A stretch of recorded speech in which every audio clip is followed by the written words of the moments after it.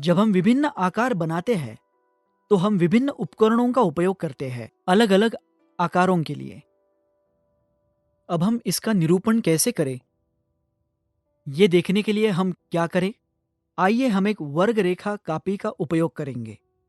इन दिनों जब हम गणित सीख रहे हैं तब हम वर्ग रेखा कापी का उपयोग करते हैं, इसलिए आजकल ये वर्ग रेखा कापी ज्यादा इस्तेमाल होती है। तो इन स्वरूपों का निरूपण करने के लिए इस वर्ग रेखा कापी का उपयोग करते हैं। जैसा कि हम सभी जानते हैं कि वर्ग रेखा कापी में प्रत्येक वर्ग की लंबाई और चौड़ाई 1-1 सेंटीमीटर होती है। हम इनमें विभिन्न पैटर्न आजमा कर देख सकते हैं।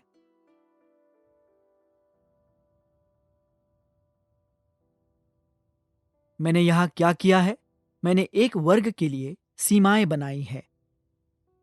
अब मैं एक और वर्ग पर सीमा रेखा बनाऊंगा और मैं उस वर्ग को पंक्तियों से भर दूंगा।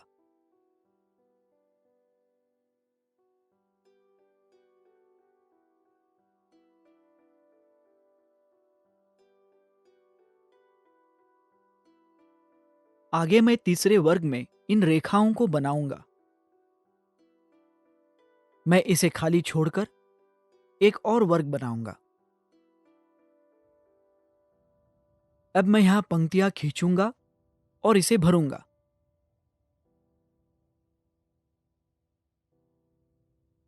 इसका अवलोकन करने पर क्या आप बता सकते हैं मैं आगे क्या करने वाला हूं?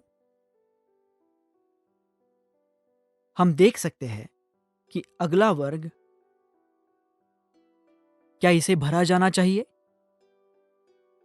हमारा पहला वर्ग खाली है, दूसरा भरा हुआ है, तीसरा खाली है और चौथा भरा हुआ, पांचवा खाली रह जाता है। यदि मैं अगला वर्ग बनाऊंगा तो क्या मुझे उसे खाली छोड़ देना चाहिए या भरना चाहिए? जब मैं इसे भरूंगा तभी पैटर्न पूरा होगा, इसीलिए मैं इस वर्ग को भी भरता हूं। ये क्रम जारी है। आगे बढ़ते हुए हम एक स्पष्ट स्वरूप देख सकते हैं। अब हम दूसरे स्वरूप को देखते हैं। मैं फिर से एक वर्ग बनाता हूं। इस बार मैं इसे बिंदुओं से भरता हूं।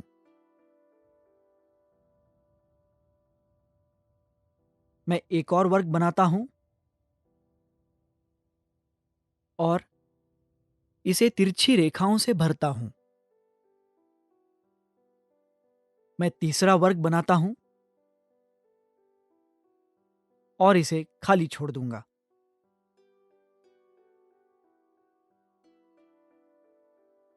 मैं एक और वर्ग बनाता हूं और इसे बिंदुओं से भर देता हूं।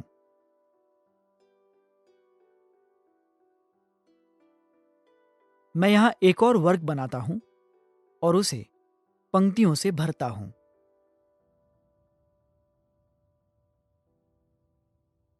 यहां क्या स्वरूप है? मैंने पहला वर्ग बिंदुओं से भरा, दूसरा पंक्तियों से और तीसरा खाली छोड़ दिया। आने वाले वर्ग में बिंदु और उसके बाद पंक्तियां। अगला वर्ग क्या होना चाहिए?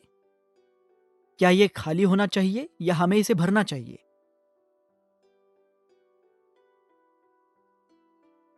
अवलोकन करने पर हम कह सकते हैं कि इसे खाली रखना होगा। यह स्वरूप फिर चल सकता है।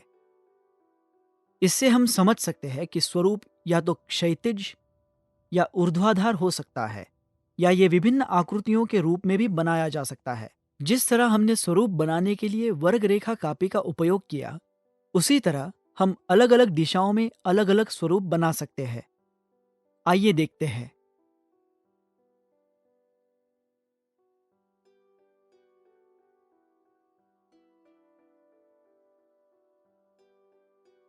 यदि हम इसे ध्यान से देखें तो पहला खाली है,